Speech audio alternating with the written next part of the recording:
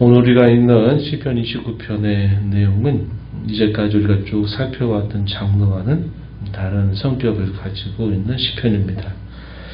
대부분 읽어왔던 시편이 애가 혹은 탄원시가 상당히 많았습니다. 그런데 오늘 우리가 살펴보는 29편은 감사 찬양시로 불리는 만큼 예배 때 사용하기에 아주 적절한 그런 내용을 우리에게 잘 담아주고 있습니다. 오늘 우리가 읽은 이 시편의 내용에서 보면은 이 여호와의 소리라고 하는 이 표현이 3절에서부터 9절까지 무려 7번씩이나 반복적으로 표현됩니다. 여호와의 소리가 어떠하다, 여호와의 소리가 어떠하다 하는 것들을 쭉 표현하는데, 이 여호와의 소리를 무엇으로 표현했냐, 형상화했냐면 3절에 보면 우레소리라고 하는 것으로 형상화했습니다.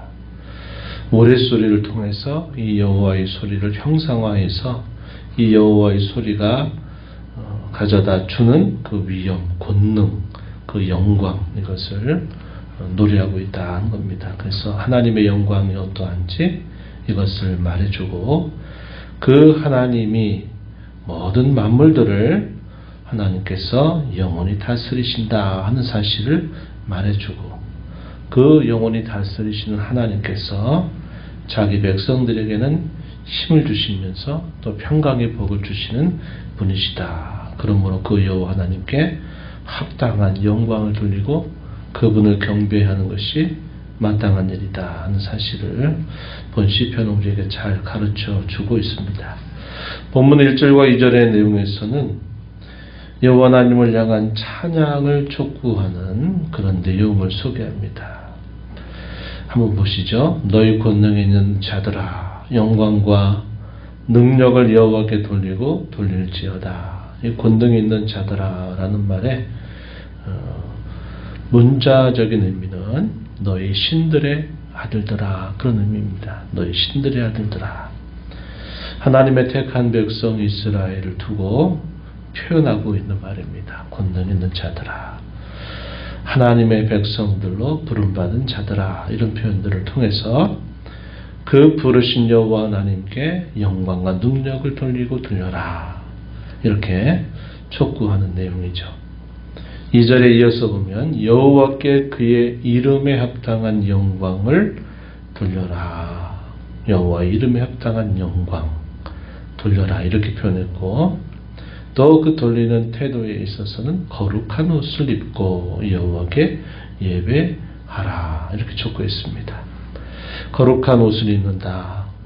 이스라엘 자손들이 하나님 앞에 예배하러 나올 때, 특별히 그들이 절기 때나 이런 특별한 때 하나님 앞에 나올 때는 자신들이 하나님 앞에 경배하기 위해서 잘 구별해 두었던 옷을 입고서 하나님 앞에 나오죠.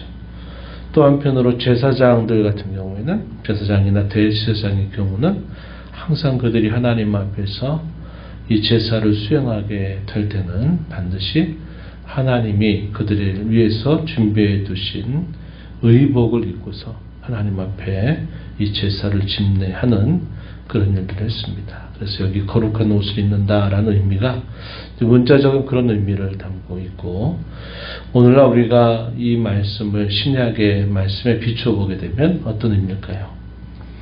정결한 마음, 내적인 그런 성결함, 이런 마음을 가지고 우리가 여호와 하나님 앞에 예배할 것을 우리에게 가르쳐주고 있는 표현이다 하는 겁니다.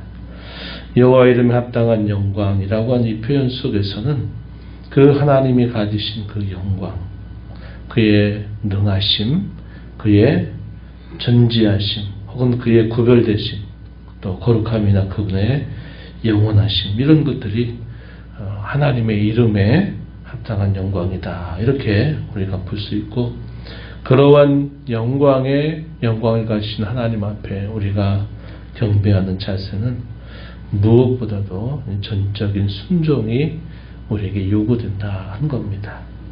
그만큼 영광이 있으신, 영광의 그 하나님을 경배하는 데 있어서는 우리에게 그러한 중심과 자세가 요구된다는 것을 우리에게 보여주고 있고, 그런 하나님 앞에 설 때 우리가 무엇보다도 살피고 또 준비해야 될 것은 우리의 마음의 깨끗함, 정결함, 이것을 가지고 하나님께 경배한다, 혹은 하나님 앞에 예배해야 된다 하는 사실을 우리에게 가르쳐 주고 있습니다. 그래서 1절과 2절에서는 여호와 하나님의 영광에 대하여 합당하게 찬양하며 경배할 것을 촉구하는 내용이 소개됩니다. 그리고 3절 이하로부터 9절에 이어지는 말씀의 내용에서는 여호와의 소리를 우레소리라고 하는 이 형상을 가지고서 여호와의 소리가 나타내는 그 위엄, 권능, 그 영광이 어떠한 것인가 하는 것을 하나씩 노래해 주고 있습니다. 3절에 보면 여호와의 소리가 물 위에 있도다. 영광의 하나님이 우레소리를 내시니 여호와는 많은 물 위에 계시도다. 이렇게 표현합니다. 시편이라든지 또 욥기나 이런 지혜문학이라고 불리는 혹은 시가서와 같은 이런 성경의 장르를 우리가 볼 때는 특별히 이런 물이라고 하는 이 이미지는 혼돈과 무질서를 나타내는 하나의 대표적인 이미지가 됩니다. 물론 항상 그러다는 건 아니에요. 문맥에 따라서 우리가 살펴볼 때 그런 의미를 담고 있는데, 우리가 있는 이 3절에서 표현되고 있는 여기 물 위에 있다, 또 많은 물 위에 있다라고 하는 이 의미는 그런 의미들을 우리에게 나타내 준다는 겁니다. 혼돈과 무질서의 세력 혹은 하나님을 향해서 대적하는 그런 세력을 여기 물과 많은 물이라고 하는 것으로 표현하고 있습니다. 그렇다면 여호와의 소리가 물 위에 있다, 또 여호와가 많은 물 위에 계시다라고 하는 표현은 여호와의 위엄, 여호와의 권능, 그분의 능력이 이런 모든 혼돈과 무질서, 적대하는 그런 세력들을 다 다스리신다, 다 통제하신다라는 그런 의미를 나타내주고 있다는 겁니다. 그리고 4절에 보면 여호와의 소리가 힘이 있으며 여호와의 소리가 위엄차도다, 그런 설명이 덧붙여지고요. 5절에 보면 백향목을 꺾으시며 여호와께서 레바논 백향목을 꺾어 부수신다, 이렇게 표현합니다. 이 백향목이라고 하는 것은 아주 강한 재질을 담고 있는 그런 나무입니다. 이 나무를 꺾으신다, 부수신다 라고 하는 이 말의 의미에서 이 백향목은 교만한 자들, 자신이 스스로 강하다라고 생각하는 그런 교만한 자들을 하나님의 소리, 그의 위엄찬 소리가 다 그런 교만들을 다 꺾으신다 하는 사실을 우리에게 설명해 주고 있습니다. 6절에서도 레바논과 시온으로 들송아지 같이 뛰게 하신다라는 의미도 하나님의 그 소리, 그 위엄이 이 모든 것들을 하나님께서 다스리신다 하는 사실을 표현해 주고 있습니다. 7절에 보면 화염을 가르신다, 여호와의 소리가 화염을 가르신다. 또 8절에 광야를 진동하시고 가데스 광야를 진동시키신다, 이렇게 말합니다. 하나님께서 자기 백성들을 이 광야의 길로 인도하실 때에도 이 여호와의 소리, 그의 위엄이 그 모든 세력들, 또 이스라엘 자손들이 가는 그런 여정들 속에 함께 하셨다는 사실을 우리에게 떠올려 주죠. 9절에 보면 여호와의 소리가 암사슴을 낙태하게 하시고 삿님을 발갛게 벗기시니 그의 성전에서 그의 모든 것들이 이렇게 말할 것이다, 영광이라, 여호와의 영광이라, 이렇게 말할 것이다 라고 표현했습니다. 하나님이 창조하신 이 모든 세상의 크고 작은 모든 것들, 또 그 안에서 마치 적대하는 세력처럼 보이는 그런 세력들, 또 하나님께서 교만한 자들, 이런 모든 자들을 여호와의 소리라고 하는 그 이미지를 통해서 다스리시고 통치하신다 하는 사실을 표현하고 있습니다. 마지막 10절과 11절 내용에서는 특별한 표현들로 마무리를 하는데, 10절에서 보면 홍수 때 좌정하셨다, 말합니다. 노아의 홍수 사건을 떠올리고 있는 표현이죠.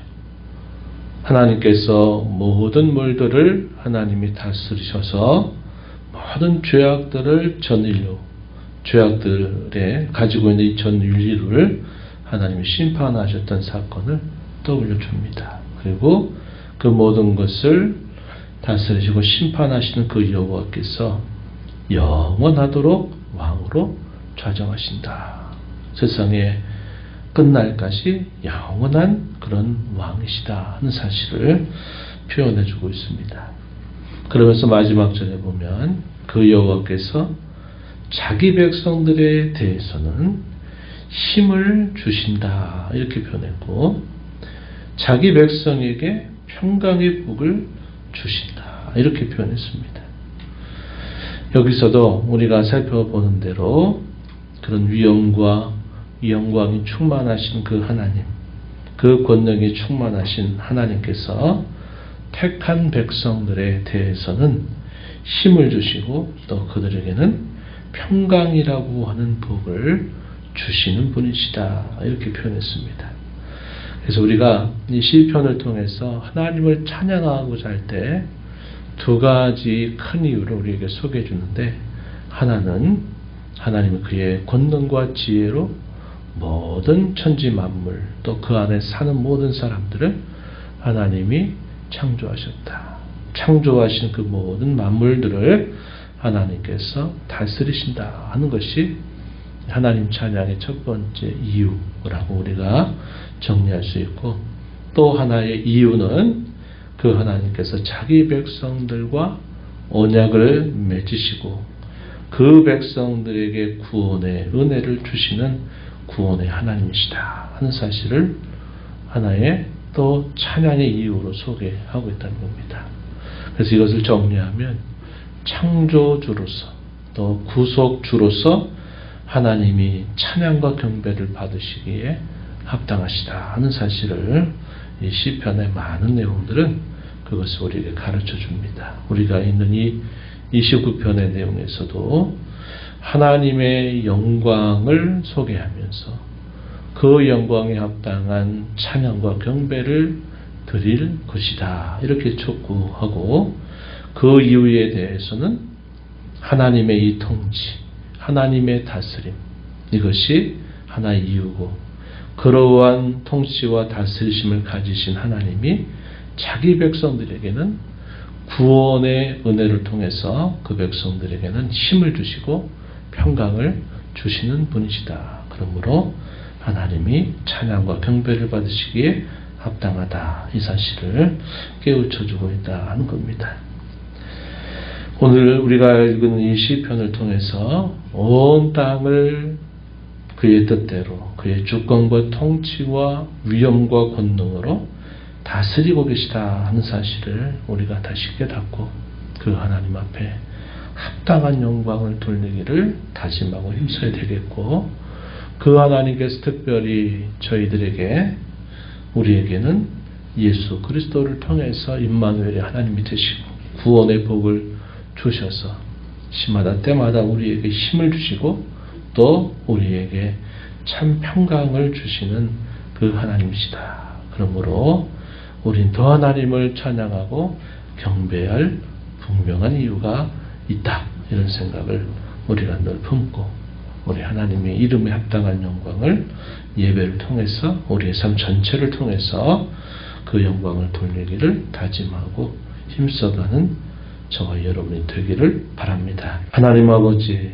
이 새벽 시간 저희들을 깨워주셔서 오늘도 새날을 주신 아버지 앞에 나와서 찬양하며 경배하며 오늘도 저에게 주신 이 말씀을 통해서 하나님이 얼마나 크신 영광을 가지고 계신 분이신지, 주의 말씀, 주의 소리를 통해서도 온 땅을 창조하실 뿐만 아니라 온 땅에 사는 모든 인생들을 다스리시고 그 안에 있는 모든 만물들을 또 다스리시며 또 이 세계 속에 있는 모든 악의 세력과 교만한 자들조차도 그 위엄으로 여전히 다스리고 계신 하나님을 저희로 알게 하시고, 그 하나님께서 특별히 예수님을 통해서 베풀어 주신 이 구원의 은총을 바탕으로 저희에게 날마다 힘을 주시고 저희에게 평강이라고 한 놀라운 복을 얻게 해주시는 분이심을 배웁니다.